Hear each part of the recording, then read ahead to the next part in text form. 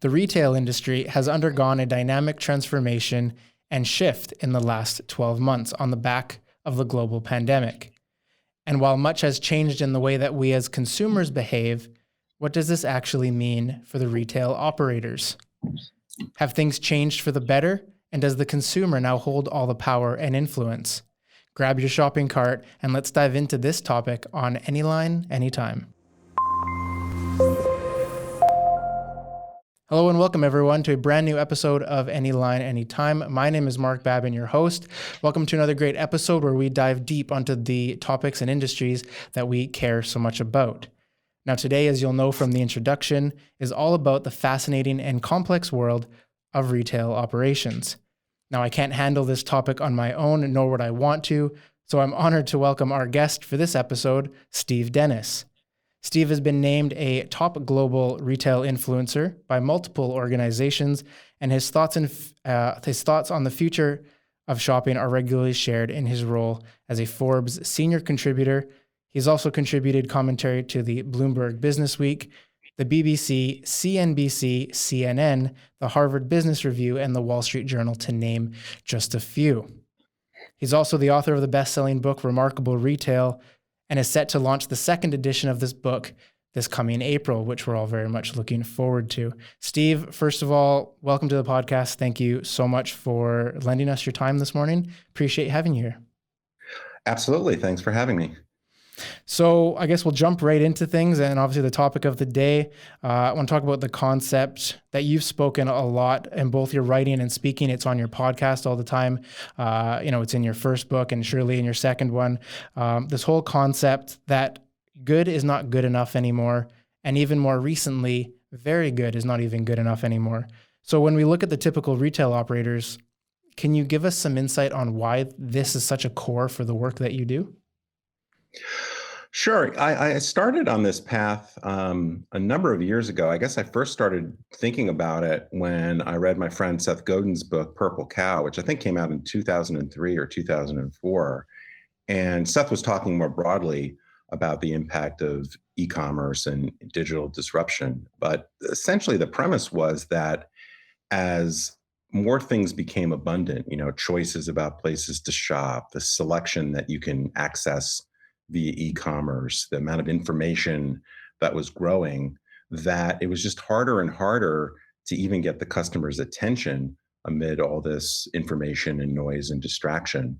And that as consumers got more power, more choice, more access, if you weren't truly remarkable, then you didn't really have a good chance to compete effectively. And so I started to think about that in the retail context. And then I certainly felt as more and more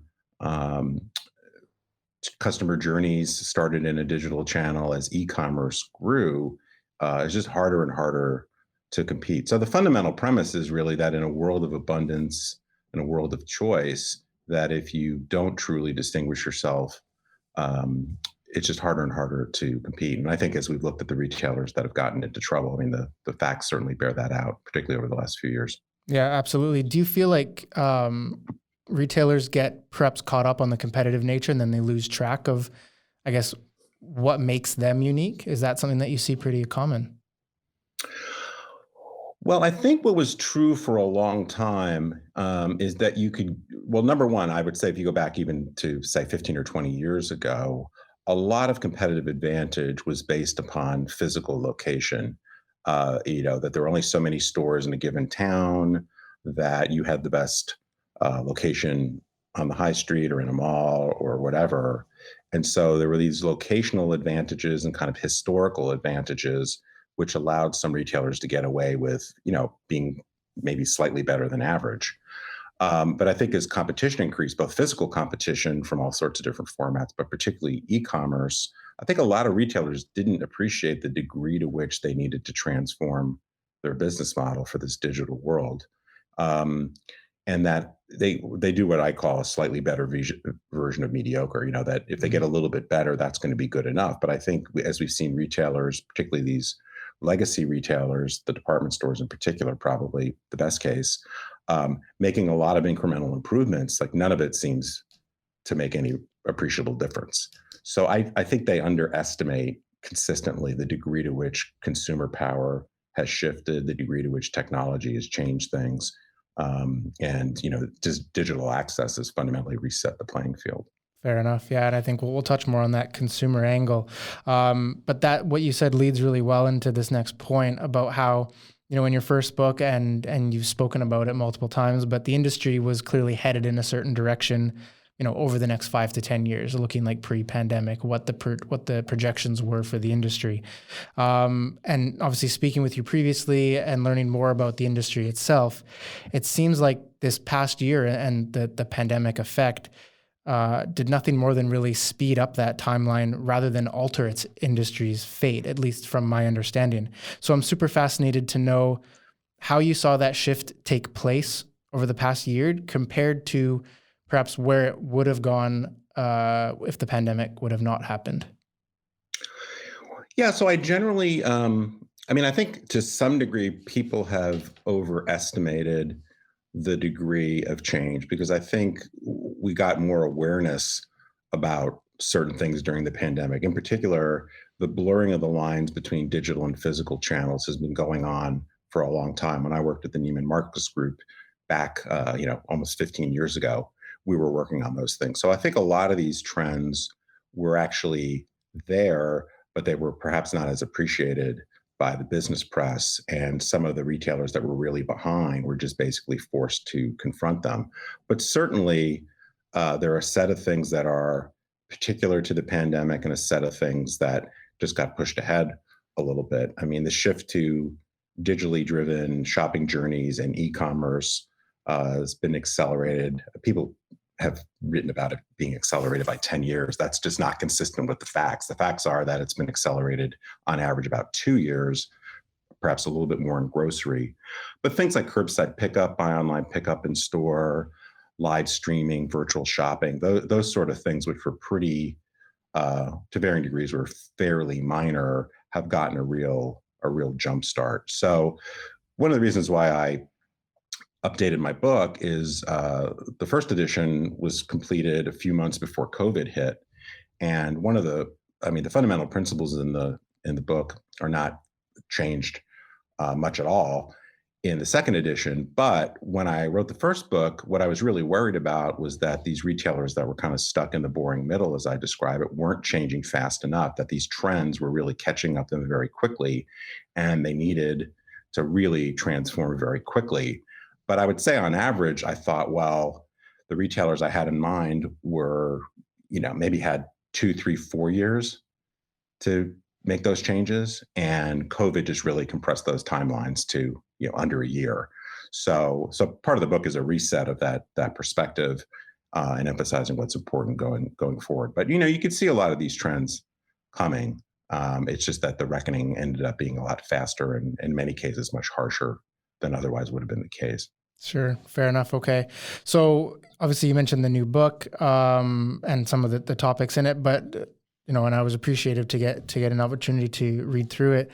The concept that really stood out to me, at least in that first half, as you mentioned, are these retail channels that operators used to use, and to some degree, I guess, still use, and that classifying that physical versus e-commerce operations and revenue.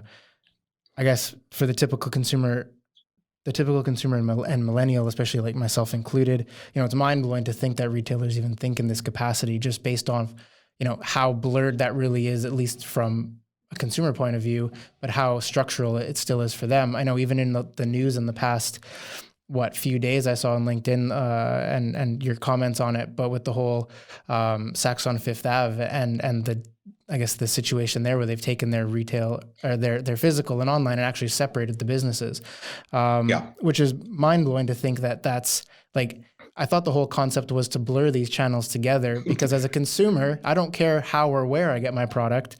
It's more of, whether it's online or shop, it's a combination. They're really blurred. So why does it make sense or where is that kind of going?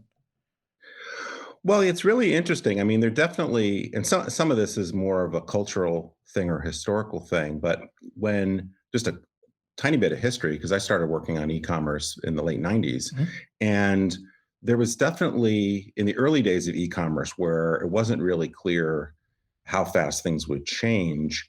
And e-commerce was in many respects kind of an updated version of mail order catalog, that it was a way rather than faxing an order or calling in or mailing an order, you now could do this through an online interface. And also you could send emails, and there's certainly a change to marketing, but the supply chain side of it and the sort of products that were offered were still pretty commodity like. So even if you think about the first 5 or 6 years of Amazon's growth, they were mostly selling things that were pretty easy to understand online, like a book or a coffee pot, and they were mailing it to you just like mail order catalog merchants have been doing for decades.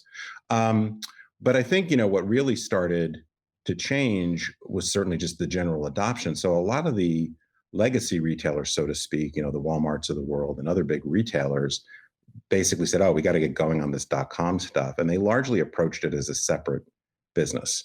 And some of that was to get speed. Some of that was to get talent that really thought in a different way. But absolutely, for at least 15 years, I would say at this point, most leading retailers understood that your digital channels drive physical and your physical channels drive digital, and that consumers, your best customers in particular, tend to be active in all channels. And so it is very odd to me that any retailer would go in the other direction. It's also incredible to me that some retailers still have been very slow to break down these silos. But in many cases, it has to do with culturally the way retailers were set up and the way they measure things. But there's also a lot of technology investment that has to happen to really bring this integration together, or as I describe it, as a harmonized shopping experience. But I think the pandemic, once again, really cast a light on this, because so many customers were maybe switching, yes, just to e-commerce, but a lot of what happened was using online to place an order that was going to be done through pickup at store or curbside pickup. So that was like sort of the most obvious hybridization, so to speak, of the channels. But the other thing a lot of retailers started to do with stores is fulfill e-commerce orders from store stock. So just inherently, like I said, I mean, these trends have been going on for a while, but it really got accelerated. So I don't understand really why any retailer would not understand that the customer is really the channel, and it's our job to figure out how to best serve them anytime, anywhere, anyway. Perfect. So with the development of technology that, of course, the consumer has, and they have much more, the mobile phone, the smartphone capabilities that a consumer has, that technology itself also probably causes a decent amount of blending of these channels because the consumer has more power. Right, right. Yeah, I mean, I think that so when I first started really working on channel integration, which was, in a serious way in 2004, and I go into this in the book a little bit, and I'm sure for younger people listening, they're probably be amused by this, but this idea of going online, whether that was to shop or whatever, social media, was a pretty intentional act, because the way you got online was generally from a computer at your home or office. So you were limited in getting online by where you happened to be located, and what, if you didn't have a home computer, then you only get on from the office.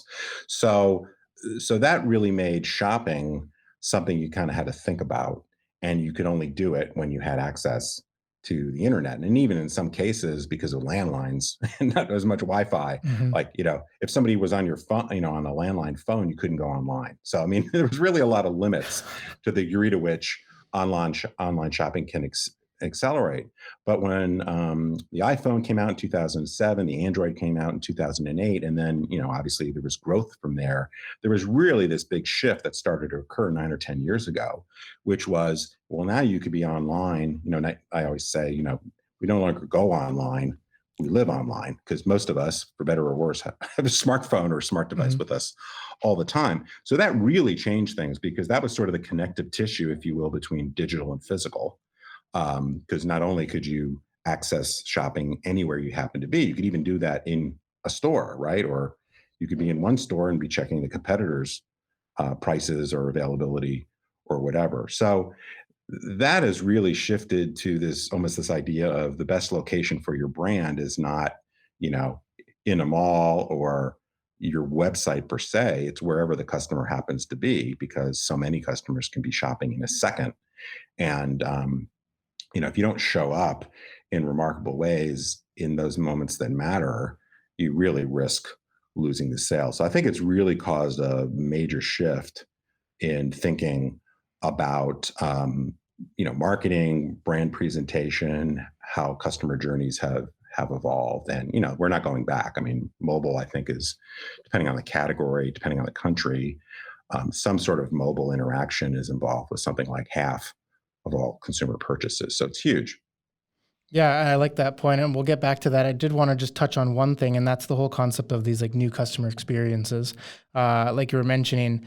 Most of which did exist previous to this past year, but perhaps didn't have the spotlight that this past year put on them. Concepts like BOPIS, buy online, pick up in store, really seem to put the customer in even more control of how they purchase the product and how that package even arrives to their house, whether they go pick it up or whether it's delivered. Do you think strategies like this or other ones hint that it's a new way of thinking for retailers, at least the way that they perhaps should be thinking? Well, it's kind of funny, and I try to say this without sounding too harsh, but buy online pickups in store. I think Nordstrom rolled that out in 2003.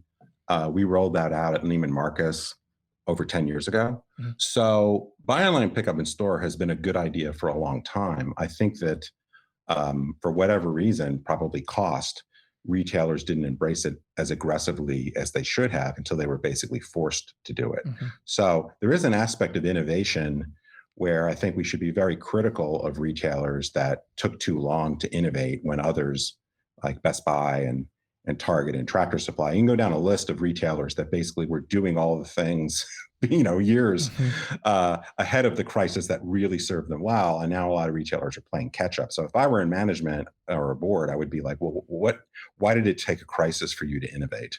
But certain behaviors certainly are very particular to what happened in COVID. And it remains to be seen the degree to which some of them will persist. But I think that the lesson is, aside from adopting a culture of experimentation and being more agile. But I think the lesson is the more you map out customer journeys and the more you understand, whether it's digital or physical or some combination, where there are pain points or friction points, but also opportunities to really wow the customer or give yourself a competitive advantage.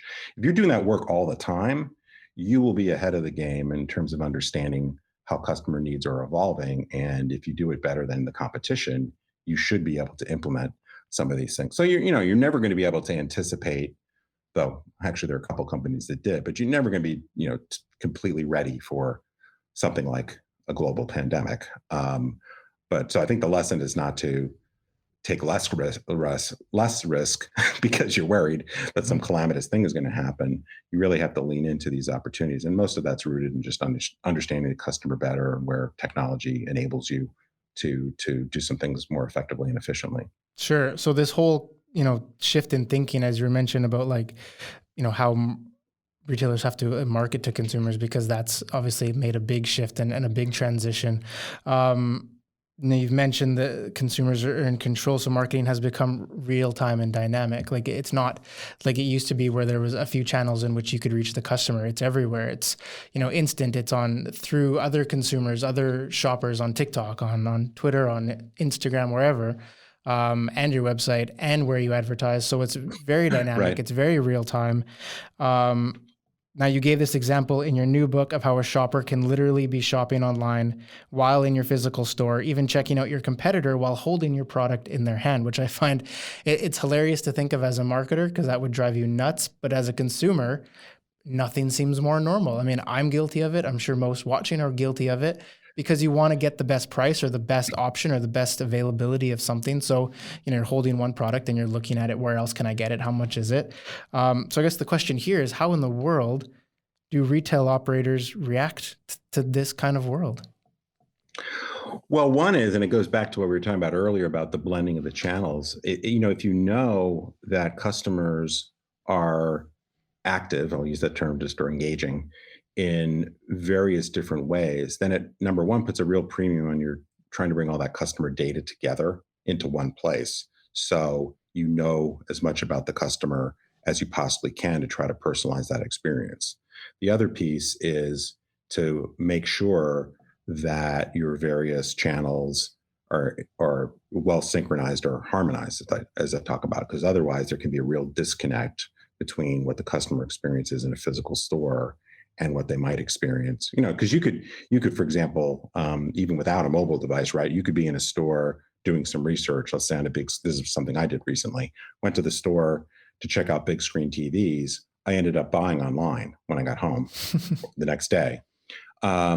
So if that whole experience isn't well orchestrated, you can cause some real dissatisfaction in the customer. So I mean, it is very complicated. I often say that, and it's a cliche that don't let perfect be the enemy of the good. I mean, you don't have to get this all figured out in one fell swoop and try to do this massive integration necessarily. But again, if you're paying attention to the dynamics of your most important customers and prospects, you're paying attention to the reality of how they shop and the reality that they probably have a smartphone with them, then you have to not only design your marketing programs to be in context and dynamic, but the whole customer experience has to hang together very well, or the customer doesn't stay with you. I mean, that's the thing too. If you think about 15 years ago, let's say, and you were shopping for a big screen TV, well, that basically meant driving around to a bunch of stores, Mm. right? And it meant that if you went to 3 stores and you decided to buy from the first one, you had to go back to the first store to order it, right? And how do I know what the best big screen TV is to buy? Well, it's what the sales associate told me, or maybe I saw a TV ad or something, or maybe I Mhm. read Consumer Reports, which came once a month. And that, and when did they do the last article on big screen TVs? Maybe it's 18 months ago, right? So I mean, just the whole shift in information availability and the real time nature of it is huge, and just the friction between not having to run around to a bunch of different stores or only rely on the salesperson or whatever. I mean, that's just a huge shift of power away from retail to the consumer and to the real time nature of shopping. And I guess just so really the retailer has to, give the consumer assume that they are going to do these things and anticipate it and build your plans around that rather than being, I guess, blind to it. Well, yeah, I mean, I think certainly that's the starting assumption. I mean, I Mhm. think it's certainly helpful to do customer segmentation and have personalization scheme that may, some customers may be super price sensitive, others might be very feature Mhm. sensitive, or, prestige, or, image sensitive, or what, there's lots of things you could think about Sure. in terms of how to making your marketing more relevant. But yeah, certainly the kind of baseline is fundamentally different in the last 5 or 10 years than it was before. Yeah, absolutely. Good. Well, the obviously I want to touch on the new book, and a large part of it is the 8 essentials of remarkable retail. Now, the whole term remarkable, obviously, something that's used by you in all your work. It's the title of the podcast and the books and everything, which I love. I love the word remarkable. It really sums it up really well, like we spoke about today. Now, the book does a really great job at outlining these 8 essentials as a guide for retail operators as they reach for remarkable. Much as you say, there's no one size fits all uh, solution given the extensive variables at play in the industries and the products and so on and so forth. But these 8 essentials really act as a guide. So I guess from here, would you be able to give the audience a bit of an understanding of this framework and then just how important it is to help them identify and understand that path to remarkable? Sure. So I've been developing this framework over the last few years, mainly because I saw a set of common themes, I guess, between or among retailers, both in terms of things that had to be present for them to basically stay competitive.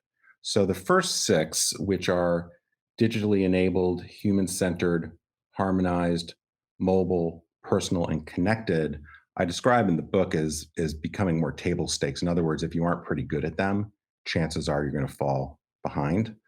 And then the last 2, memorable and radical, are more have power to be uh, key differentiators. So memorable is really the thing that kind of lines up the most with remarkable, in that it's very distinctive. creating a sense of wow. And the most important component of remarkable is the idea that customers will share the story of your brand with others to literally remark upon it. And then radical is a little bit more how to do it, which is fundamentally this culture of experimentation, always be testing. And, that's part of the way that you not only become remarkable, but you stay that way. So, as you mentioned, I try not to say that this is kind of like a cookbook approach or these have to be approached sequentially. But they're really more component pieces of a remarkable strategy. So each retailer can go through and kind of assess where they are in terms of their particular part of the market, their strength along each of these dimensions, and where they might get the most leverage, both in the short term as well as over the longer term. And I guess for a lot of retailers as well, it would give them, I guess, the idea they would see something or think of something they perhaps wouldn't have thought of otherwise. Yeah, I hope so. I mean, at the risk of kind of pulling my punches on some of this, retail is such a huge industry. So it's very hard without, writing like an 800-page book to try to say, oh, well, if you're in the electronics business or if you went after younger customers or, it can get a little bit crazy. But I try to give enough examples of what it means and also some case studies of retailers that are having success along these dimensions. And in some cases pointing out, I don't like to go so much to the negative, but I think there are some familiar examples of companies that once were remarkable, but have really lost their edge over the last couple decades, let's say, and are either gone or in serious trouble. So hopefully I can draw some contrast there. Yeah, absolutely. Nope, that's perfect. And I very much look forward to the audience having the chance to see it. It's incredibly insightful and plenty to take away.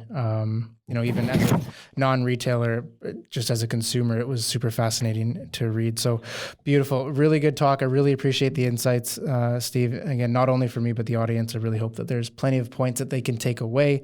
And hopefully pre-order the book and get the first one and get on it and start making action steps forward. No, I think that's obviously the goal. But yeah, before we sign off, any final notes on your end? The only thing I was going to say is, it's interesting when you talk about other industries. I have had a number of people tell me that they thought most, if not all, of the principles apply to many types of businesses outside of retail. And I think if you do have a consumer service oriented business, I do see that. I have worked a little bit in some other industries, and I do see many of these principles being true. I don't know if it's so much true in the manufacturing world, let's say, but I think if you're a consumer facing experiential service consumer brand, that it does extend pretty well. Yeah, that's a great point. So. No, that's a great point. I think a lot of them are universal in some capacity in their theory and theoretical approach. So, nope, I think that's great. Again, very much appreciate you being here and the time. It's obviously been an honor for me to be able the time to speak with you about the topic. So again, thank you so much for being here. And again, the audience, tons of value for them to take away. So thanks again for being here and appreciate your time today. Great. Thanks for having me on. And to all of you watching, again, a very big thank you for taking the time to be with us today. Plenty of good information for you to take away on this episode from some great information that Steve shared about the industry and all the different facets that we spoke about, all the way down to that 8 Essentials framework from the new book. Of course, Steve hosts a podcast, Remarkable Retail, which you can catch on your favorite podcast platform right next to ours. So you can search Remarkable Retail. And you've got a couple seasons worth of episodes there to binge watch and get up to speed on the latest in retail. So plenty of information there. And of course, the book, Remarkable Retail, the first one, you can go and get it now as well available, a best-selling book, as I mentioned. The second book of Remarkable Retail is actually on pre-order. It comes out April 13th, so you can go and check that out as well. Plenty of good information in there. It's a fantastic read, so I really, really recommend that you go check that out if you're in the retail space as an operator or anywhere along that chain. Plenty of good information in there as well. So again, thank you so much for sticking with us today. Really appreciate you being here as always. And wishing you a fantastic day wherever in the world you may be. So we'll see you next time. And as always, stay happy, stay healthy. I'll see you on the next episode.